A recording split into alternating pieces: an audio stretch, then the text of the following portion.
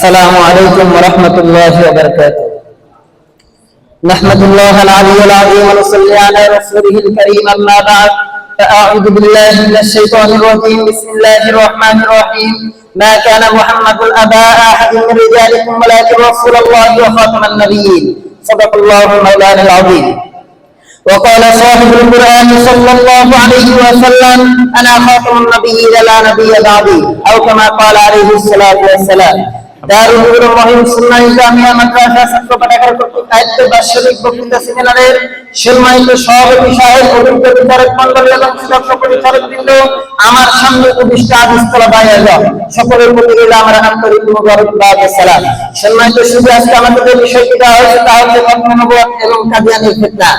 সম্মানিত শুধু নির্ধারিত বিষয়ের উপর সময়ের সংক্ষিপ্ত পরিসরে কিঞ্চিৎ আলোকপাত করার প্রয়াস করা ইনশাআল্লাহ।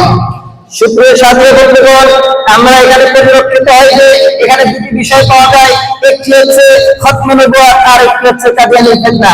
আমরা আলোচনার প্রারম্ভে খতমে নবুয়ত সম্পর্কে জেনে নিই। খতমে নবুয়ত মানে হচ্ছে নবুয়তের দরজা বন্ধ হয়ে গেছে।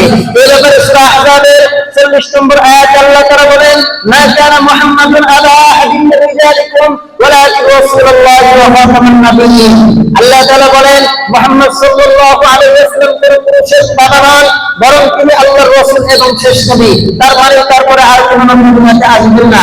রাসূল সাল্লাল্লাহু আলাইহি ওয়াসাল্লামের 200 হাদিসের মধ্যে রাসূল বলেন: আনা খাতামুন নাবিয়্যিন লা নাবিয়্যা বা'দি, আমি শেষ নবী, আমার পরে আর কোনো নবী আসবে না। সুতরাং কোরআন এবং হাদিসের দ্বারা এটা স্পষ্ট হয়ে যায়, রাসূল সাল্লাল্লাহু আলাইহি ওয়াসাল্লাম পর্যন্ত নবুয়তের দরজা শেষ হয়ে গেছে। রাসূল চলে গেছে মানে, রাসূলের আগমন মানে নবুয়তের দরজা শেষ, নতুন কোন নবীর আবির্ভাব হবে না। সুতরাং এখন যদি করে কোরআনের মতো নবুয়তের দাবি করে, আমরা বলবো এই ব্যক্তির ঈমানের মূল্যায়ন করবেন রয়েছে। আমরা কাদিয়ানী ফিতনা সম্পর্কে জেনে নিই। আমরা সকলেই জানি কাদিয়ানীর মধ্যে একটি ফিতনা রয়েছে। আসলে এর মূল হোতা হচ্ছে মির্জা গোলাম আহমদ কাদিয়ানী। এই মির্জা গোলাম আহমদ কাদিয়ানী সর্বপ্রথম নিজেকে নবী দাবি করেন নাই, বরং শেষ তিনি 1890 সালে সর্বপ্রথম নিজেকে ঈসা নবী দাবি করে, এর কিছুদিন যেতে না দিতেই নিজেকে ইমাম মাহদী বলে দাবি করে, এর কিছুদিন যেতে না দিতেই নিজেকে দিল্লি নবী বলে দাবি করে, এর কিছুদিন যেতে না দিতেই নিজেকে গুরুজি নবী বলে দাবি করে, এর কিছুদিন যেতে না দিতেই সে নিজেকে আখির নবী হিসেবে আত্মপ্রকাশ করে। সুপ্রিয় সাথী বন্ধুগণ, এই গোলাম আহমদ কাদিয়ানী নিজেকে 6 নম্বর আয়াত দিয়ে নিজেকে নবী দাবি করে। সে কিভাবে নিজেকে নবী দাবি করলো এবং আহলে সুন্নাত ওয়াল উলামায়ে কেরাম তারা কিভাবে তার এই দাবির দাঁত ভাঙতে গ্রহণ করে, আমি এই বিষয়টা আপনাদেরকে একটি চমৎকার ঘটনার মাধ্যমে শোনাতে চাই। আপনারা সকলে শুনতে আগ্রহী আছেন তো? এই ঘটনাটি শোনার জন্য অবশ্যই আপনাদেরকে দুটি নাম স্মরণ রাখতে হবে। একটি হচ্ছে গোলাম আহমদ কাদিয়ানী, আর একটি হচ্ছে শাহ আতাউল্লাহ বুখারী রাহমাতুল্লাহি আলাইহি। সম্মানিত সুন্দর চমৎকার ঘটনা হচ্ছে, এক মুনাজাতের ভিতরে গোলাম আহমদ কাদিয়ানী সূরা সাফের 6 নম্বর আয়াত থেকে বলতেছেন, আল্লাহ তাআলা এখানে বলছেন, ঈসা আলাইহিস সালাম তার উম্মতদেরকে বলতেছেন, ইয়াতি মিন বা'দি ইসমুহু আহমদ, হে উম্মতেরা শোনো, আমার পরে এমন একজন নবী আসবে যার নাম হবে আহমদ। গোলাম আহমদ কাদিয়ানী তখন ডাকতে বলে, শোনো, আমার নামের শুরু থেকে গোলাম, শেষ থেকে কাদিয়ানী আমি বাদ করে দিলাম, আমার নাম হয়ে গেল আহমদ। তার মানে কোরআনের মধ্যে যে কথা বলা হয়েছে, শেষ নবী যিনি হবে তার নাম হবে আহমদ, আমি হলাম শেষ আহমদ। এই অবস্থায় যখন তিনি এই কথা বললেন, মঞ্চে উপস্থিত ছিলেন শাহ আতাউল্লাহ বুখারী রাহমাতুল্লাহি আলাইহি। তিনি ছিলেন বাতিলের আতঙ্ক, হকের ঝান্ডা বাহক, হকের ধারক বাহক। তিনি তখন ডাক দিয়ে বলেন, আরে আহমদ, বাতিলের প্রতি কৌশলের তখন ডাক দিয়ে বলে, শোনো, আমি আতাউল্লাহ বুখারী বলতেছি, আমার নামের শুরু থেকে শেষ থেকে বুখারী বাদ দিয়ে দিলাম, এখন আমার নাম হয়ে গেল আল্লাহ। আমি আল্লাহ বলতেছি, তোর মতো বেকারকে, তোর মতো মিথ্যুককে দুনিয়াতে আমি নবী হিসেবে প্রেরণ করি নাই। জবান বন্ধ হয়ে গেছে, শুধু কি তাই? সম্মানিত সবই মির্জা কাদিয়ানী একাই নবী দাবি করছেন এমনটি নয়।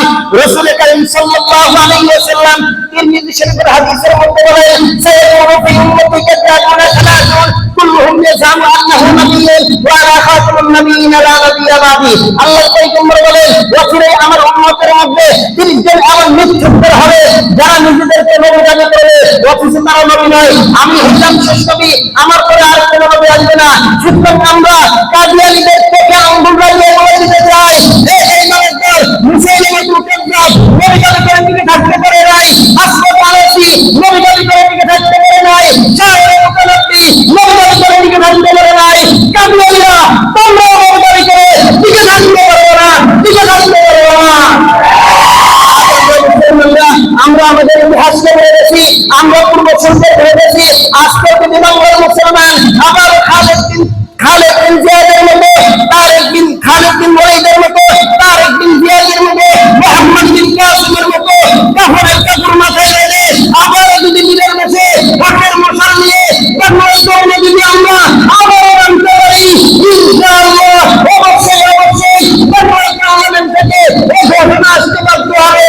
কাদিয়ানীরা কাফের, কাদিয়ানীরা কাফের, কাদিয়ানীরা কাফের। সারা পৃথিবী সারা পৃথিবী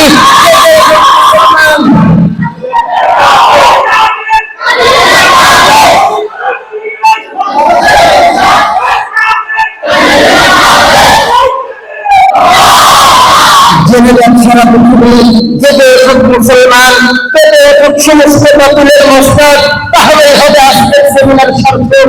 এই আশা ব্যক্ত করে আমি আমার বক্তব্য এখানে শেষ করছি।